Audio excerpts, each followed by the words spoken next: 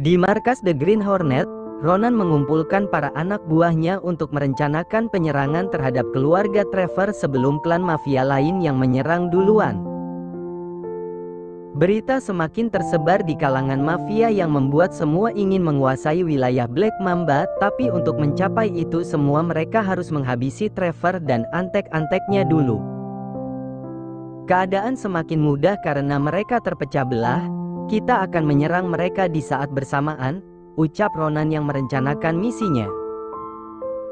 Kemudian dia menatap Dylan dan berkata, "Kau memimpin untuk penyerangan Julian sementara aku akan menyerang Juvel. Saat aku menyerang anak perempuan Trevor yang hamil pasti Trevor akan datang dengan sendirinya."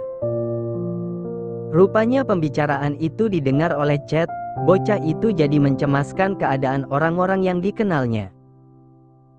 "Bagaimana ini?" gumam Chad jadi takut sendiri. Chad menuju kamarnya dan menunggu Dylan datang. Dia akan mencoba berbicara pada sang Dedi. Saat Dylan masuk ke kamar putranya, dia mendapati Chad yang belum tidur. "Kenapa belum tidur?" tanya Dylan yang perhatian sambil menyelimuti tubuh kecil putranya. "Apa yang kau pikirkan?" "Aku ingin bersekolah lagi," sahut Chad yang merindukan sekolah. "Dedi harus melakukan pekerjaan setelah selesai, pasti Dedi akan mencarikanmu sekolah." Dylan bersikap begitu lembut pada Chad, karena itulah Chad memilih tinggal bersama Dylan. "Apa kita tidak akan pernah bertemu dengan Mommy Clara?" tanya Chad yang membuat Dylan bingung menjawab apa. "It's okay. Aku tahu urusan orang dewasa sangat rumit, tapi Dad." Chad langsung memeluk Dylan dengan erat. "Jangan menyakiti orang-orang lagi." Dylan terpaku. Bagaimana kalau Chad tahu jika dia yang telah membunuh Harold? "I love you, Daddy," tambah Chad yang membuat hati Dylan tersentuh. Setelah beberapa lama Chad akhirnya tertidur juga. Dylan mengecup kening bocah itu kemudian keluar dari kamar Chad. "Aku sudah memilih jalan ini," gumam Dylan yang tidak mungkin pergi begitu saja dari Ronan. Dylan tidak ke kamarnya, tapi dia bergabung dengan anak buah Ronan yang akan menjadi timnya melawan Julian nanti. Mereka merencanakan serangan terhadap Julian. Sementara Ronan berada di kamarnya, lelaki itu meneguk wine beberapa kali dan terus memikirkan Irene. Dia masih tidak menyangka jika Julian akan tega menembak gadis itu. Ronan jadi mengingat waktu yang dia habiskan bersama Irene. Walaupun begitu, Irene adalah tempat paling nyaman saat bercerita, apalagi dengan kepolosan Irene yang membuatnya gemas sendiri. Setidaknya waktu itu jika Julian benar-benar memberikan wilayah Black Mamba, Irene pasti masih hidup bersama Julian. Tapi sekarang, Irene, gumam Ronan sambil mengadah ke atas berharap Irene tenang di sana. Masih hanyut dalam lamunannya, tiba-tiba Ronan mendengar suara tangisan. Lelaki itu berdiri dari duduknya dan mencari sumber suara. Dia berjalan menuju balkon kamarnya. Ronan terkejut saat mendapati seorang gadis yang postur tubuhnya seperti Irene, bahkan baju yang dikenakan gadis itu sama seperti yang Irene pakai terakhir kali sebelum ditembak mati Julian. "Hicks, Hicks." Gadis itu terus menangis sampai akhirnya dia membalik tubuhnya. "Ronan," panggilnya. Mata Ronan membulat saat melihat gadis itu ternyata memang Irene. "Aku pasti mabuk dan berhalusinasi," gumam Ronan. Tapi Irene justru mendekat padanya sambil menunjuk dadanya yang berlumuran darah. "Di sini," tunjuk Irene. "Sakit Ronan." "Hicks, kenapa kau membawaku pada Julian?" Irene terus mendekat yang membuat Ronan memundurkan dirinya. "Hantu!" teriak Ronan yang ingin berlari keluar dari kamar, tapi tangannya dicekal oleh hantu Irene. Ronan semakin kalang kabut apalagi melihat wajah Irene berubah jadi menyeramkan, mulutnya bahkan mulai mengeluarkan darah. Ah! Ronan berteriak sampai tanpa sadar celananya basah. Ketua mafia yang langsung kehilangan harga dirinya karena mengompol di celana. Sebelumnya Irene membawa tim The Ghost untuk menyelinap masuk ke markas The Green Hornet melalui jalan rahasia yang sudah dia ketahui. Saat mereka sampai, Irene yang diantar Julian akan memasuki markas untuk mengincar Ronan duluan. "Berhati-hatilah," ucap Julian sebelum Irene masuk. Lelaki itu mengelus rambut Irene. Dia tidak menyangka jika gadis yang suka bermain dengan lobaknya itu akan menjadi peran penting dalam misi. "Aku sudah terbiasa menyelinap di markas Ronan saat aku belajar diam-diam bersama Dozer," ucap Irene yang jadi teringat Dozer. Gadis itu jadi emosional, dia harus bisa menjalankan misi dengan baik. Julian kemudian mencium Irene sebelum masuk. Dia berharap penyamaran Irene berhasil dan tidak dicurigai. "Lepaskan, Julian!" teriak Juvel dari balik chip yang mengawasi keduanya dari kejauhan. Julian melepas ciumannya yang membuat Irene masuk ke dalam markas. Dengan hati-hati, Irene masuk ke kamar Ronan saat lelaki itu tengah menyusun rencana bersama para anak buahnya. Irene bersembunyi di kamar Ronan dan menunggu waktu yang tepat untuk muncul. Tak lama kemudian, Ronan masuk ke dalam kamar dengan minum-minum. Irene mendengar jika lelaki itu memanggil namanya dan kesempatan itu Irene pakai untuk menjalankan rencananya. Irene berdiri di balkon kamar Ronan dan mulai menangis. Saat Ronan mendekat, Irene mulai melakukan aksinya. Di dalam hati Irene sebenarnya menahan tawa saat Ronan mengompol. Lelaki itu memang pernah bercerita jika dia takut dengan hantu. Dan Irene memanfaatkan hal itu. Uff! Akhirnya Irene tidak tahan juga, dia cekikikan saat Ronan keluar dari kamarnya. Kemudian Irene memberi laporan melalui chip yang dia pakai. Tahap pertama berhasil. Ronan keluar dari kamarnya dan mencari keberadaan para anak buahnya, tapi lampu di markas tiba-tiba mati nyala sendiri yang membuat suasana menjadi mencekam. Tentu itu adalah ulah Neil dan Zack yang menyelinap di ruang listrik markas. Apalagi ini? Dylan. Ronan lari tergopoh dan mendatangi anak buahnya. Neil dan Zack kemudian melakukan tahap selanjutnya, mereka membuat markas The Green Hornet penuh dengan kepulan asap. "Ayo cepat keluar!" teriak Seria yang mengawasi semua keadaan dari CCTV markas yang diretas. Sebelum keluar dari markas, Neil dan Zack memasang bom yang sudah diatur waktunya. Di sisi lain, Juvel dan Keiner mengendap masuk dan mencari Chet berada. "Kau seharusnya tidak ikut, Babe," ucap Keiner yang khawatir dengan kondisi kehamilan Juvel. "Aku tidak apa-apa, aku harus memastikan Chet baik-baik saja. Setelah ini kita harus merawatnya," sahut Juvel yang membuat Keiner mendengus kasar.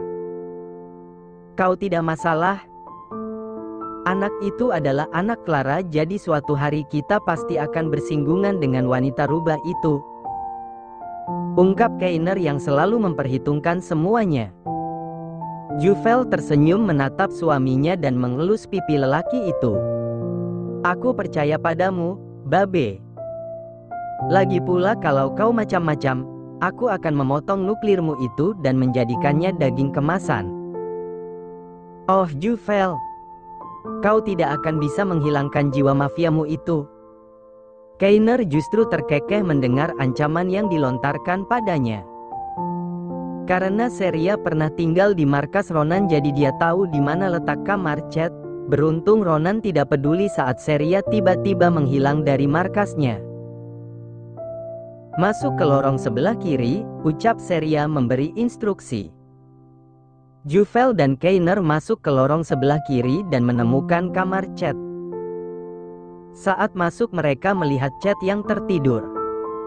"Aku akan menggendongnya," ucap Kainer yang dengan perlahan mengangkat tubuh anak itu. "Kabut asap pasti sudah menyebar dan sebentar lagi bom pasti meledak. Kita harus cepat pergi," sahut Juvel yang merasa lega. Chad sudah aman. Dia tidak akan dihantui rasa bersalah lagi seperti dulu. Kainer tersenyum smirk dan mengaktifkan chipnya yang didengar oleh semua tim. "Ayo kita lakukan pertunjukan utama," ucapnya. Dylan dan para anak buah yang lain mendengar teriakan Ronan. Mereka bergegas mencari bos mereka, tapi saat keluar, kabut asap sudah mengepul yang membuat penglihatan mereka jadi terganggu. Apa yang sebenarnya terjadi? Dylan jadi mengkhawatirkan keadaan Chad. Dia ingin ke kamar putranya, tapi para anggota lain menariknya untuk mencari jalan keluar dari markas. "Aku akan membawa anakku dulu."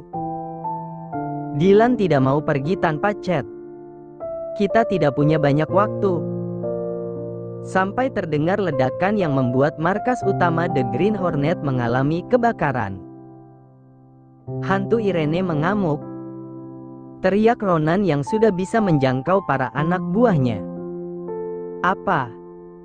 Irene mendatangiku dalam wujud hantu?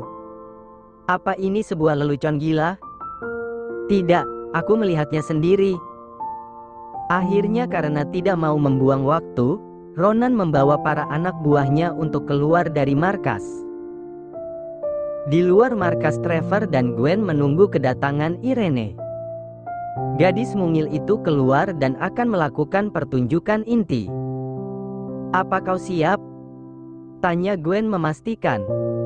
Irene mengangguk. "Aku tidak ingin membuang waktu." Trevor segera memberi kode pada Seria untuk bersiap. Pertunjukan dimulai saat ledakan bom selanjutnya. "Oke." Seria sudah bersiap dengan lighting yang dia siapkan bersama Kainer sebelumnya. Trevor mengendarai mobil Crane di mana Irene tergantung dan akan diangkat ke atas seolah-olah terbang. Sementara Seria sudah menyiapkan alat proyeksi yang akan memantulkan bayangan Irene dan ditambah alat supaya bayangan itu membesar. Duar! Suara ledakan kedua terdengar bersamaan dengan Juvel dan Kainer yang berhasil keluar. "Lihatlah sebentar lagi, Babe," ucap Kainer dengan merangkul istrinya. Juvel memperhatikan arah pandang Kainer di mana bayangan Irene yang akan muncul. Di detik itu juga, Ronan dan Dylan berhasil keluar dari markas diikuti oleh para anak buahnya. "Apa benar ini ulah hantu Irene?" tanya Dylan yang masih tidak percaya. Belum sempat Ronan menjawab, kepulan asap tebal mengelilingi mereka. Semua itu ulah Neil dan Zack yang membuat kabut supaya hantu Irene semakin tampak menyeramkan. Dari kabut asap itu kemudian muncul bayangan Irene yang membuat Ronan dan para anak buahnya terkejut. "Kau yang membuatku seperti ini, Ronan," ucap Irene yang mengeluarkan air mata darah. Ditambah dengan matanya yang memutar kemudian keluar lalu mulut Irene menganga lebar. "Aku mengutuk semua yang berurusan dengan Black Mamba hidupnya tidak akan tenang. Aku akan menghantui mereka semua." Seketika Ronan dan para anak buahnya langsung berlari meninggalkan markas yang membuat Irene tertawa dan menghilang. Mereka tidak menyadari jika sudah ditunggu oleh pasukan polisi federal yang Kainer hubungi sebelumnya. "Jangan bergerak." Para polisi mengepung Ronan dan para anak buahnya. Sementara pasukan tim The Ghost buru-buru bersembunyi. Tak lama pemadam kebakaran berdatangan yang membuat pasukan tim The Ghost kabur kecuali Juvel dan Kainer bersama Chad. "Terima kasih atas laporannya Tuan Volsteyer," ucap kepala polisi. Kainer menganggukkan kepalanya kemudian dia mendatangi Juvel yang saat ini menenangkan Chad yang menangis karena Dylan yang tertangkap polisi. "Sekarang ada kami yang bersamamu." bujuk Juvel dengan memeluk bocah itu.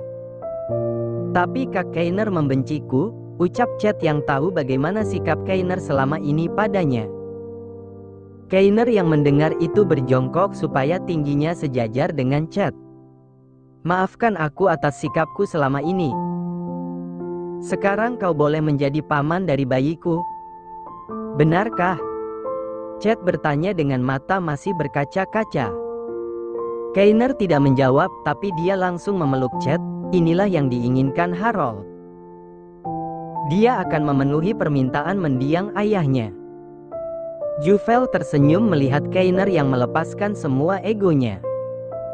Kainer banyak belajar dari semua kejadian yang mereka alami selama ini. Juvel mengusap perutnya, semua terjadi karena kehadiran bayi di perutnya. Ini semua pasti sebuah anugerah. Jadi setelah ini apa, Babe?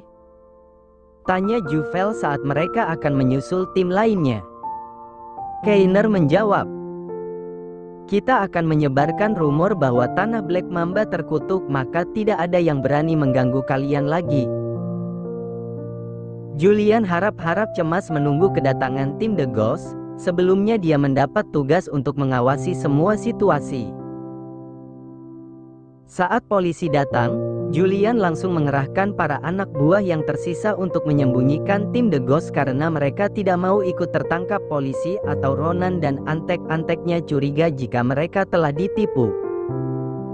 Irene! Teriak Julian saat melihat gadis itu kembali. Irene berlari untuk memeluk Julian, dia membutuhkan pelukan lelaki itu sekarang. Julian, aku berhasil. Ucap Irene yang tubuhnya tenggelam dalam badan besar Julian. Aku sudah melihatnya, kau keren sayang. Efek yang ditimbulkan Seria juga tampak nyata. Aku sampai ikut merinding, komentar Julian jujur. Kemudian Julian mengurai pelukannya dan meraup wajah Irene dengan kedua tangannya yang membuat gadis itu mengadah menatapnya. Kau mau tahu kelanjutan cerita Putri Duyung? Tanya Julian yang membuat Irene menganggukkan kepalanya.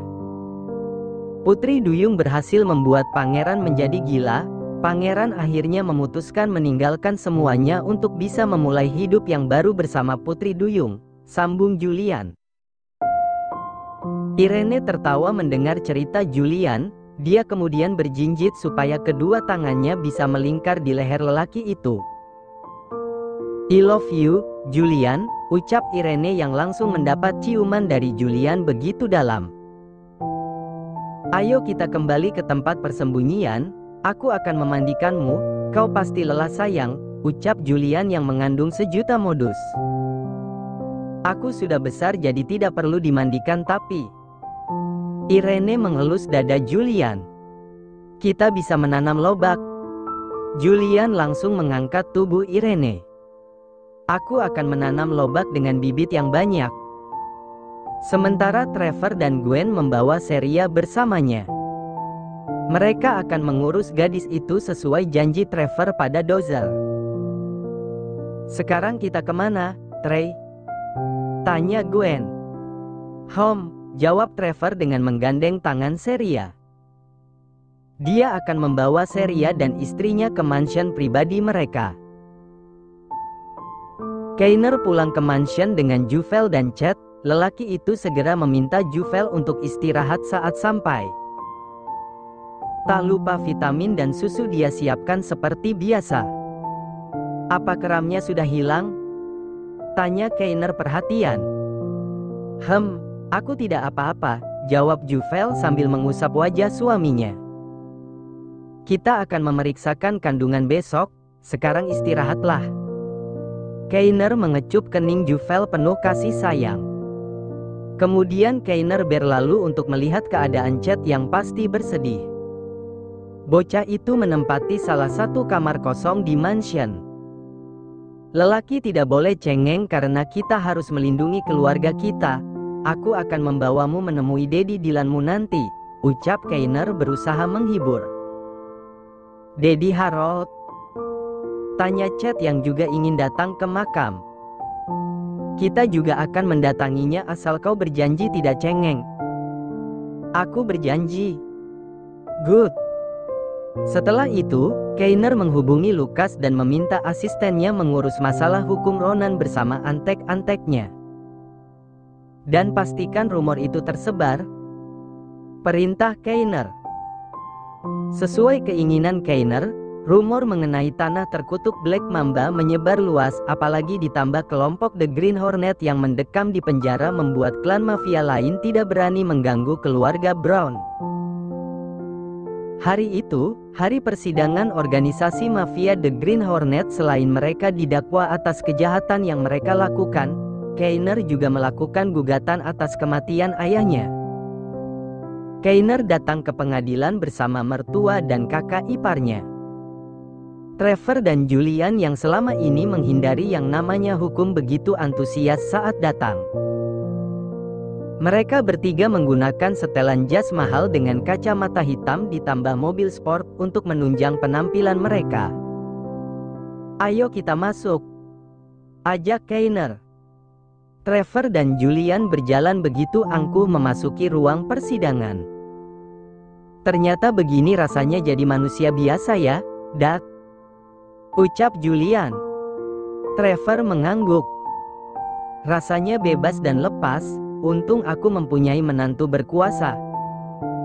Keiner yang mendengar itu memutar bola matanya malas. "Sekarang saja baru dipuji-puji," gerutu Keiner yang mengingat beberapa kali akan ditebas kepalanya. Hari itu berlalu dan sekarang sudah memasuki musim dingin di mana kandungan Juvel sudah memasuki usia 7 bulan.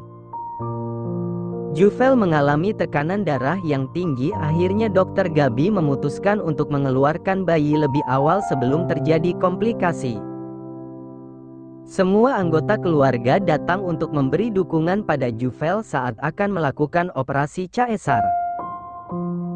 "Jangan takut, aku akan selalu ada di sisimu, Babe," ucap Keiner sambil mengecup bibir istrinya. Juvel justru khawatir pada Julian. Apakah saudara kembarnya akan merasakan sakit saat dia dioperasi nanti? Sementara Julian sendiri terus memeluk Irene karena dia juga berpikiran sama dengan Juvel. "Kap, kap, kap." Irene mencoba menenangkan Julian. "Kalau nanti sakit, kau bisa menggigit tubuhku. Tapi gigitnya di kamar mandi, ya?" tawar Julian.